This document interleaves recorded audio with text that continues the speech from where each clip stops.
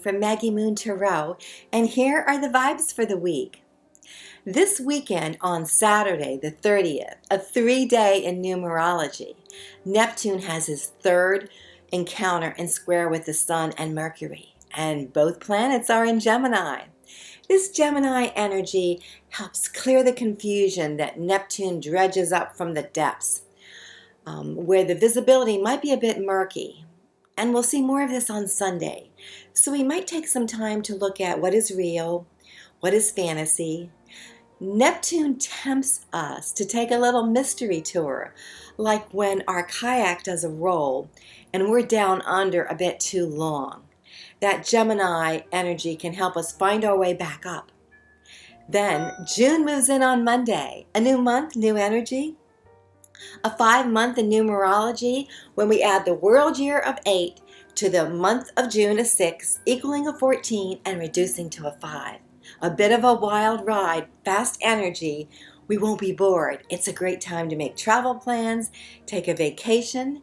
And when we reach the vibration of the 5, we're at the midpoint of our journey. And the month of June marks the halfway point of the year. The first part of June, we're still in Mercury retrograde in Gemini until the 11th. So it's an excellent time to revisit our relationships and all the things that we started this year that may need another look. And after that, things start to get moving again. Tuesday, we're treated to a full moon in Sagittarius. An emotional fire, a time to celebrate everything we've been working on during this lunation and begin our work to cleanse ourselves with the moon's beauty and light of anything that we need to release. And on Friday, Venus moves into Leo. It's all about love, romance, which is the energy of passion, shining our beauty and light and putting ourselves out there. These two make a most fabulous combination together. When in Lion Land with Venus at the helm, anything is possible. And this week, I'm reading with the Magical and Beautiful Fairy Tale Tarot by Lisa Hunt. I love her art and decks. I think this is one of my favorite. It blends the magic from the stories from old and into a web of enchantment into our own lives. So this week, in the beginning, the Moon card comes out. It is a story of Sleeping Beauty, a French fairy tale that we all are familiar with. Lisa's card is full of dreamy symbolism. The moon's phases are carved out in the headboard, which speaks of cycles of our life. The cat in the card, our instincts. The full moon, our intuition. It could be our fears. And the creeping vines coming up from the ground, into the room, through the window, and up the bedpost. Reality or external life creeping in, our dream time.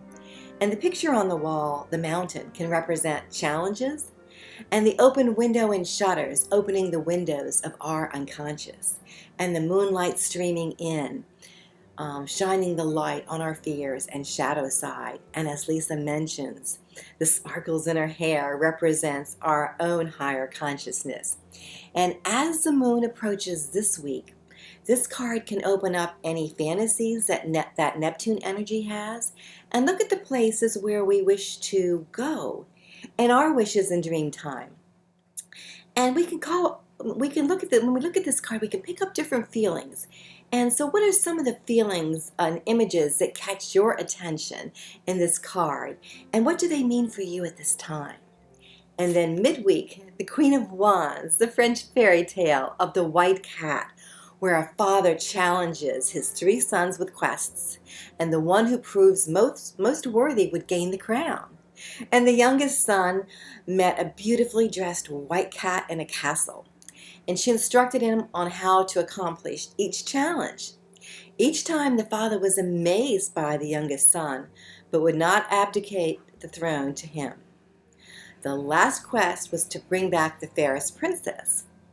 Well, the youngest son revisited the exquisite feline, and she told him he must cut off her head and tail. He recoiled because he could not harm her, but she said their happiness depended upon this. And once done, the spell was broken, and she was the fairest princess in the land.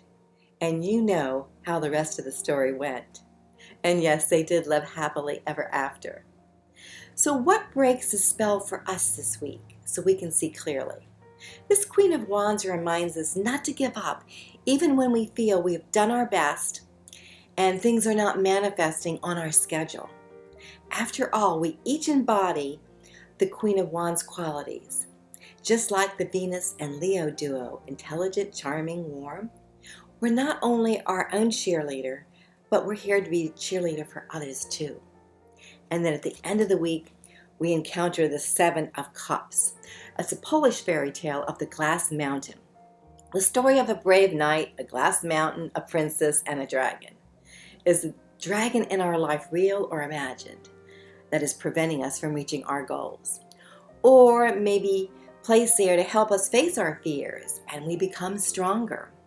Sometimes there are shiny things that distract us from our plans. The glowing crystal ball in the card is symbolic to help us see clearly, helping us distinguish what is real, what is imagined. And the roots in the card are a reminder when we stay grounded, we can maintain a clear focus on our initial vision. And this story and card reminds us to never lose sight of our vision, no matter what the obstacles are in our path. And as with fairy tales, so it is with our own lives. And I love this quote from author Sarah Van Brunwith. It resonates with me.